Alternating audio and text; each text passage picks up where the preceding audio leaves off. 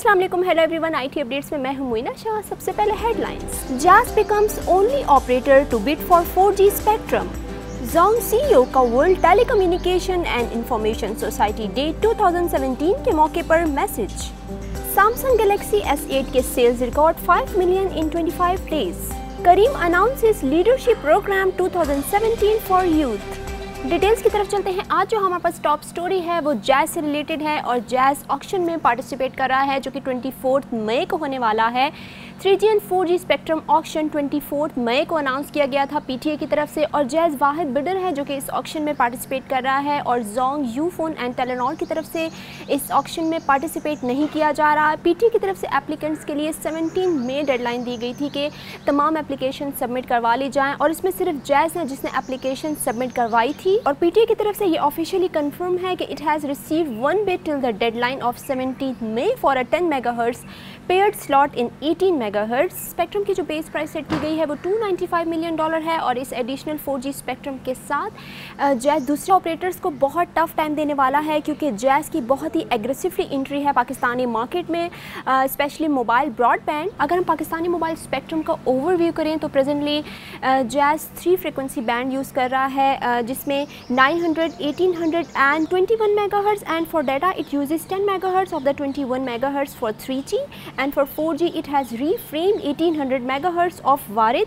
और अब जैज़ की तरफ से कुछ फर्दर इंप्रूवमेंट्स भी की जाएंगे क्योंकि 10 मेगाहर्ट्ज़ बैंड के लिए वो स्पेक्ट्रम ऑक्शन में पार्टिसिपेट कर रहा है। वो अपनी सर्विसेज को बेहतर बनाएगा, मजीद इंप्रूवमेंट करेगा क्योंकि इस वक्त जैज़ के हाईएस्ट नंबर ऑफ सब्सक्राइबर्स हैं और वो अपनी मार्केट पोजीशन को बिल्कुल मेंटेन रख सकता है। अगर हम टेलेनॉर की बात करें तो लास्ट ईयर टेलेनॉर के पास 18.6 मेगाहर्ट्ज़ मौजूद था लेकिन टेलेनॉर ने अपनी पोजीशन को सिक्योर किया और ईयर के बिल्कुल एंडिंग में टेलेनॉर के पास 10 मेगाहर्ट्ज़ आ गया और टेलेनॉर वो वाहिद ऑपरेटर था जिसने सेकंड राउंड जो कि ऑक्शन के लिए किया जा रहा था उसमें पार्टिसिपेट किया था। और अगर हम जोंग की बात करें तो जोंग की तरफ से 20 मेगाहर्ट्ज़ एक्वायर किया गया था first round of NGMSA auction in 2014 and अब जोंग की तरफ से इसीलिए भी इंटरेस्ट शो नहीं किया जा रहा इस ऑक्शन में क्योंकि जोंग की तरफ से काफ़ी इन्वेस्टमेंट भी की गई है for 4G network and services expansion और लास्ट कुछ ईयर से जोंग की यही कोशिश है कि वो अपने 4G नेटवर्क को एक्सपैंड करें और स्पेशली पाकिस्तान के उन एरियाज़ में जो रिमोटेड एरियाज़ है वहाँ पे अपनी 4G कवरेज दे। वेल अगर ये कहा जाए तो गलत नहीं होगा कि जोंग को भी अपनी पोजीशन को सिक्योर रखना होगा क्योंकि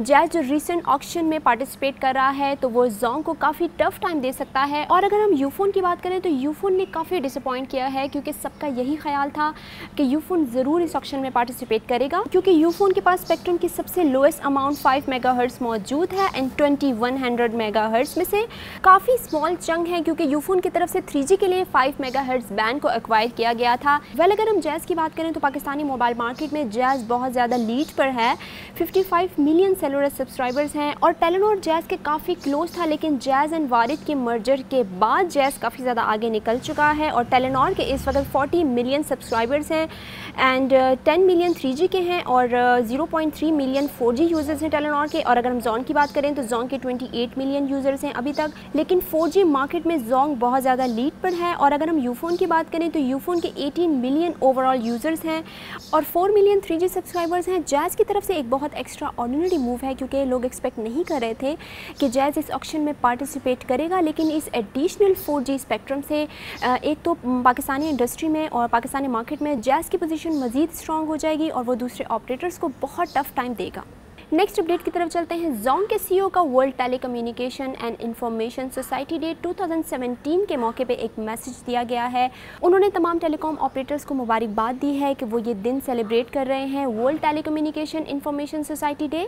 और जोंग के सीईओ का ये भी कहना था कि हमें इस बात पे बहुत ज़्यादा खुशी है कि हम पाकिस्तान में इतना हैविली इन्वेस्ट कर रहे हैं और हमारे 4G के लिए बहुत ज़्यादा प्लानिंग्स हैं और हम अपने 4G नेटवर्क को एक्सपैंड करना चाहते हैं और हम अपने 4G साइट्स को भी अपग्रेडेड करेंगे और पाकिस्तान के उन एरियाज़ में 4G कवरेज देंगे जहां तक एक्सेस नहीं आती। और उनका world telecommunication information society day के मौके पे ये भी कहना था कि we have more and more innovative and intelligent solution for our subscribers here in Pakistan and continuing to invest to expand 4G network क्योंकि जोंग की तरफ से मज़ीद इम्प्लीमेंटेशंस भी होंगी और जोंग की यही कोशिश है कि वो मज़ीद इन्वेस्ट करें और वो तमाम गोल्स अचीव करें और पाकिस्तान को एक कनेक्टेड पाकिस्तान बनाएं और एक डिजिटल पाकिस्तान बना सके।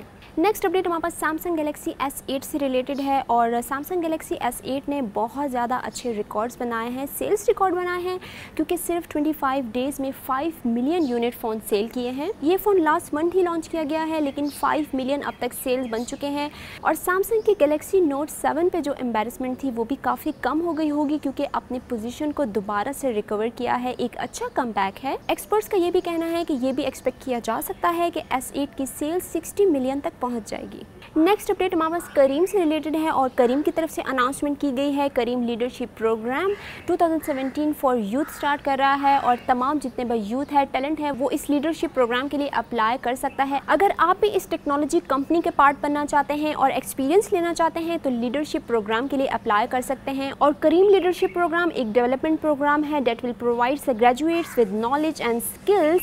सो आप इस तरह के सीनियर लीडरशिप रोल भी अडॉप्ट कर सकते हैं। ये 12 मंथ्स के प्रोग्राम है और इसका प्लेटफॉर्म तमाम बैचलर्स के लिए, मास्टर्स एंड ग्रेजुएट्स के लिए बिल्कुल ओपन है।